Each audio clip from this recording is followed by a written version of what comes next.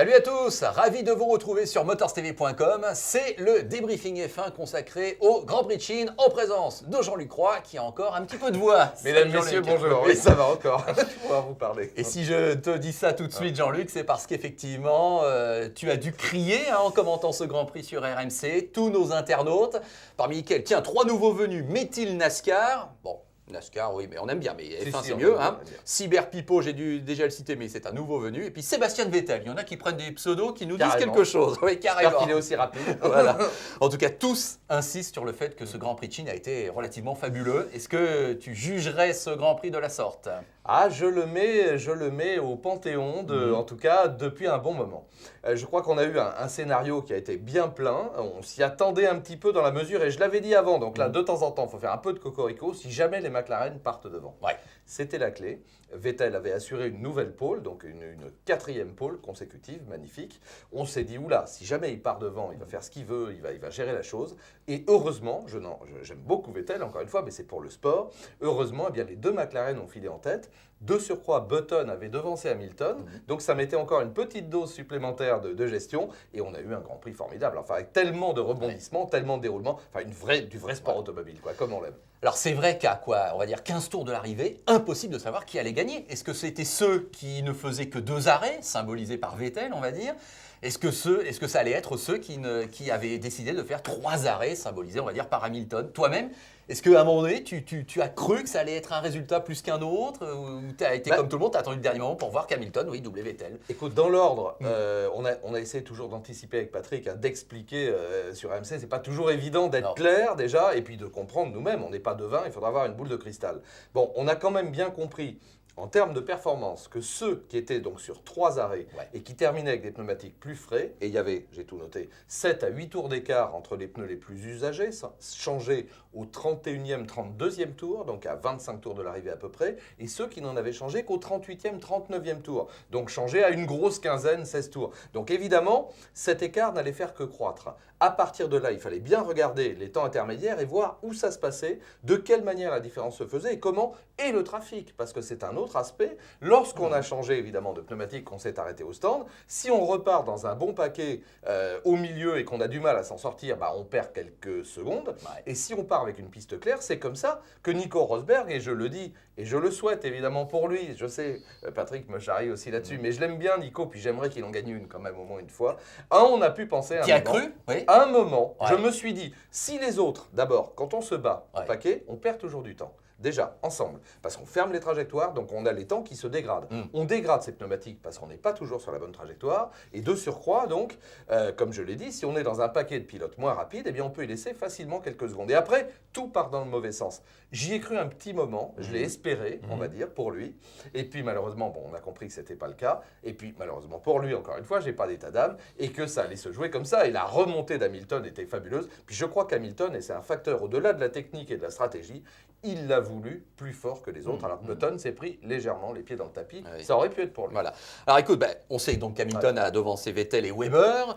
On va reparler de Mark Webber, effectivement, dans quelques instants. Button 4 et Rosberg, tu l'as cité, 5e, qui devance Michael Schumacher, qui lui a terminé 8e. Alors beaucoup de nos internautes, quand même, constatent que Mercedes, j'enchaîne sur ce thème, remonte un petit peu, enfin ça a même surpris un peu tout le monde. Alors déjà la 4e place, là aussi j'ai ma petite feuille pour ne pas me tromper du tout, mais la 4e place de Rosberg était, même si en temps, parce que c'est ça qui est important, il était quasiment à 1 seconde. Oui. Donc on reste avec un trou assez important en matière de performance. Mais malgré tout... Là tu parles de la qualif. Je parle de la qualif, parce que déjà ça a donné un éclairage sur le niveau de performance global. Alors après, Schumacher malheureusement, lui il n'y est pas du tout. Schumacher 14e temps. Et si je prends sur la 2e séance d'essai qualif, une 36 457 pour Schumacher et donc Rosberg, une 35 850. Là, c'est la dose. Il lui a mis entre 6 et 7 dixièmes de seconde. Là, c'est carrément beaucoup. Donc, je me suis dit, oui, les Mercedes remontent en niveau, mais il y en a un qui en profite, et l'autre, malheureusement, alors il a toujours, je sais, des problèmes d'aileron, machin, de Kers, de je ne sais quoi.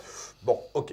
Et puis après, alors Schumacher fait une belle course, il faut le dire, donc d'entrée, on va évacuer la question. Il part 14, il finit 8, il se bagarre bien, il se bagarre avec Fernando Alonso à plusieurs reprises avec une belle passe d'armes, ça fait plaisir à tout le monde, à moi le premier, et puis j'allais dire une bagarre à la loyale, pas de coup tordu, entre, et quand même 9 titres de champion du monde entre les deux pilotes, c'est pas rien, donc ça c'était chouette. Alors venons-en à Rosberg.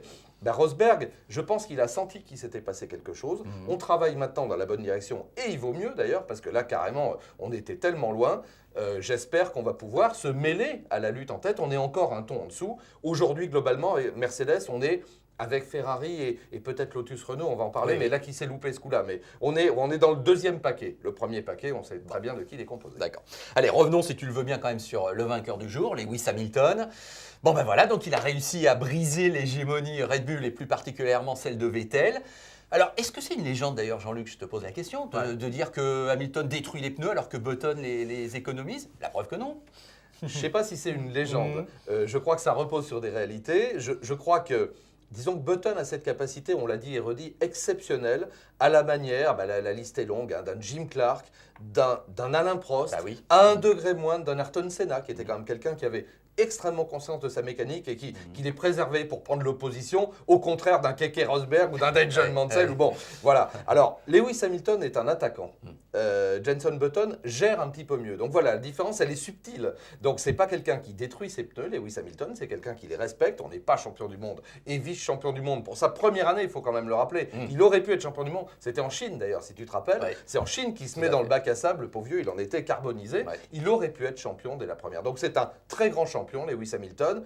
Mais dans des circonstances particulières, Button fait peut-être preuve d'un peu plus de respect pour les pneumatiques. Voilà. Bon, tout ça pour dire quand même que c'est bien Hamilton qui a gagné. Attends, il a voulu plus que les autres. Voilà, là, c'est pareil, il y a un moment où il faut se dire, il y en a un, il en veut tout le temps. Tous les tours, c'était des tours de qualif, etc. On l'a dit, Button était en mesure peut-être de l'emporter. Il s'est pris légèrement les pieds dans le tapis. Bon, l'entrée dans les stands, on est une illustration parfaite. Ça peut arriver à tout le monde. Il y a beaucoup de questions à ce propos. Donc c'est quoi? C'est les tours de risque? C'est malgré tout l'erreur parce que les circonstances font qu'effectivement, ils voient du monde, ils s'arrêtent? Pour moi, c'est les tours de riz. Parce que les deux équipes seraient de la même couleur, j'allais dire, entre Toro Rosso et Red Bull. Encore qu'ils ne sont pas du tout au même endroit dans la lignée, mais bon, tu peux te planter, on peut comprendre que le pilote... Mais là, je sais bien que la procédure est lourde. Allez, je vais le dédouaner d'une manière. Peut-être, ils ont tellement de choses à faire, les pilotes, avant de rentrer dans la zone des stands. Enclencher la limitation, machin, la radio, parler, attention, j'arrive, machin, que là, il sait que son stand est au début. Le premier où il voit des types prêts à l'accueillir, il rentre, mais c'est pas la bonne couleur. De réflexe, hélas. Et on peut toujours frôler l'incident, parce que malheureusement, si un des mécanos se met déjà en mesure devant, lui, il se rend compte de son erreur, il peut accélérer. Heureusement, tout ça s'est bien passé, et on voit les mécanos d'ailleurs qui l'ont fait ci, allez, et l'autre derrière, drôle, et ça n'a pas fait perdre trop de temps, évidemment, derrière. Bon, mais c'était rigolo. Rigolo. Alors, venons-en à Red Bull. Alors, effectivement, on ne sait pas trop quoi dire, parce que, bien sûr, ils sont tous les deux sur le podium, mais Vettel n'a pas gagné. Et quand on s'appelle Vettel et quand on voit son début de saison, c'est pratiquement un échec, hein, on est d'accord. Et en même temps, Weber fait une superbe remontée, mais Weber, il est quand même parti de très très loin. Et il y avait eu un échec en qualif, pour le moins. Il y a toujours aussi ces problèmes de KERS, on ne sait pas si ça marche pas. Enfin, on a le sentiment qu'il y a des soucis qui continuent avec ces voitures. Bon, quel bilan tires-tu de ce week-end chinois pour les Red Bull? C'est exactement ce que tu disais, c'est-à-dire c'est le verre à moitié plein ou à moitié vide. Alors premier constat, et le visage de Sébastien Vettel l'illustrait parfaitement lorsqu'il est sorti de sa monoplace à la deuxième place. Il se forçait à sourire, à être content parce qu'il préservait des points, il préservait sa position au championnat du monde avec 21 points. 21 sur Hamilton. Belle avance. Donc je gère, mais c'est pas ce qu'il aime. Lui, de toute façon, ces types-là, ils sont pas faits comme nous. J'allais dire, il faut que ça gagne tout le temps. Donc il s'est habitué. Donc c'était le premier débattu, comme on dit, le deuxième. Donc ça c'est le verre, on va dire, à moitié vide. D'autant que lui n'a pas eu du tout de problème, à part ce KERS qui semble quand même poser des problèmes à Red Bull Renault. Et Weber a eu alors lui une accumulation de problèmes qui ont conduit à cette qualification catastrophique, partir de la 18e ligne, et ça lui a donné l'opportunité de faire une remontée canonesque. Alors on peut se dire peut-être qu'à un moment, les problèmes ils vont aussi affecter la monoplace de Vettel. C'est ce qu'il doit se dire d'ailleurs. Donc après tout, il n'est pas très serein, il n'est pas très tranquille. Et puis la bonne nouvelle, c'est quand même que globalement, bon, on est toujours dans le train de tête. Il serait parti devant, on ne va pas refaire la course, mais on ne sait pas ce qui se serait passé. Et puis, au deuxième aspect, la remontée avec meilleur temps en course quand même pour Mark Webber confirme qu'il est bien là. À un moment aussi, en rigolant, je me suis dit, mais Webber, il est venu cette fois-ci ou quoi? Parce que le pauvre, moi, j'ai senti tellement abattu après les qualifications. Il était tellement mal. Et puis, en grand champion qu'il est, Webber. Parce qu'il a tenu la dragée haute à Vettel l'an dernier, il faut quand même le rappeler. Et là, il se dit, Et il a eu une expression que j'ai bien aimée, parce qu'il est franc. Oui. Après l'arrivée, quand on lui demande alors, il dit je suis bien content que Vettel n'ait pas gagné. Il dit tout de suite pas contre Vettel, mais ça redistribue les cartes. Sinon, c'était trop difficile parce qu'il se considère toujours comme étant dans la course au titre. Ça, c'est vachement bien. Bah oui, tout à fait. Weber, 4 du championnat, mais à 31 points quand même de son coéquipier. Mais là, hier, il a montré quand même qu'il faudra compter Et un avec jour, lui. les ennuis, ça peut être aussi pour Vettel. Voilà. Donc.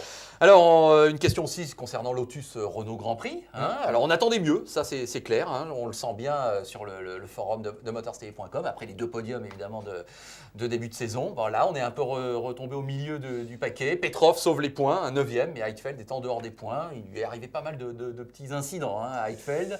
Bon, comment tu juges là aussi ce week-end? Alors, là, pour le coup, c'est un mauvais week-end. Quand on vient de quitter 2 podiums avec les 2 pilotes différents, on peut se dire... Alors, on revient sur les qualifs, parce que c'est ça qui conditionne un petit peu l'ensemble. Bon, on a bien compris qu'ils étaient moins à l'aise sur ce tracé que sur d'autres, et que les Lotus Renault seraient, je vais oser dire, à leur place, parce que les 2 podiums, ils étaient quand même formidables. C'était une question de circonstances. Donc, ils étaient avec les Ferrari ou un petit peu derrière. Et puis après, concours de circonstances en qualification. Malheureusement, à un moment, il a un problème, Petrov, et là, je ne comprends pas. Moi, je me dis, il va se ranger, mais non, il s'arrête au milieu de la piste. Oui. Donc là, pour moi, c'est une erreur du pilote, je suis désolé. Son ingénieur aurait dû lui dire, ou alors, on cherchait l'interruption, ça m'étonnerait quand même. Donc, non, mais il faut tout dire dans la vie. Donc à ce moment-là, il s'arrête au milieu, sauf que Heidfeld, qui a choisi une seule tentative, n'est pas sorti des stands. Et donc, il se retrouve dans le mur, le pauvre, avec 2 minutes et 2 secondes pour exploiter son train de pneus, il n'y arrive pas, et donc il part du diable vauvert, et après, il n'arrive jamais à remonter. Donc malheureusement, et Petrov, il y a eu quelques belles passes d'armes, mais on sentait bien qu'ils y étaient moins. Donc ils sont revenus, je dirais, 4e ou 5e écurie du plateau. Voilà. Bon, écoute, on suivra tout cela pour les prochains Grands Prix. Alors là, il y a 3 semaines de pause. Oui. Un mini break, on va dire, dans la saison. Et après une belle série de 3 Grands Prix au mois de mai. Donc on se retrouvera, notamment sur motorcv.com dans le cadre de cette émission, que vous êtes de plus en plus nombreux à suivre. On vous en remercie. Le débriefing F1 sur motorcv.com, ça sera donc début mai, après le Grand Prix de Turquie. Alors on rappelle que l'an dernier en Turquie, c'était là qu'il y avait eu l'accrochage, évidemment, entre Vettel et Weber, le début des problèmes, de la tension, etc. Bon, je pense que cette année, ça ne se passera pas comme ça malgré tout. Je l'espère déjà pour eux et puis pour l'ensemble du déroulement du championnat. En tout cas, donc merci de nous suivre. Ne manquez pas cette semaine aussi le débriefing WRC avec le fabuleux rallye de Jordanie, la victoire de Sébastien Ogier. En tout cas, Jean-Luc, merci d'être venu. Et puis donc, à très bientôt pour la suite de ces aventures de la F1 sur motorcv.com. Salut. Salut à tous.